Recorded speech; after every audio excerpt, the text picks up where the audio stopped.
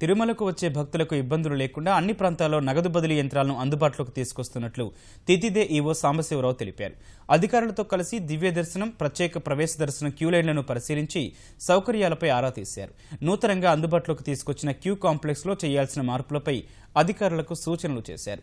సాంకేతికత వినియోగంలో తితిదే ముందుంటుందని సాంబశివరావు తెలిపారు. ఎక్కడైతే నగదు ట్రాన్సాక్షన్ అవసరం ఉంటుందో అలాంటి చోట్ల అన్ని చోట్ల కూడా స్వైపింగ్ మెషిన్స్ మనం ఏర్పాటు చేస్తాము. ఇక్కడ నడక దారిన వచ్చే భక్తులు ప్రసాదం గురించి కొంత డబ్బు పే చేయాల్సి ఉంటుంది. అక్కడ ఇప్పటికే 2 స్వైపింగ్ మెషిన్స్ మనం ఏర్పాటు చేశాము. ఇక్కడ ప్రతి కౌంటర్లోనూ ఈ స్వైపింగ్ మెషిన్స్ ఏర్పాటు చేయడం జరుగుతుంది.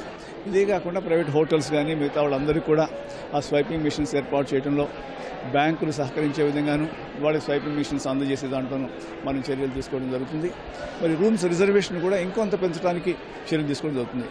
రాబోయే రోజుల్లో టెక్నాలజీని మరింత మెరుగ్గా వినియోగించి ఈ సమస్య లేకుండా ఉండడానికి చర్యలు తీసుకుంటాం.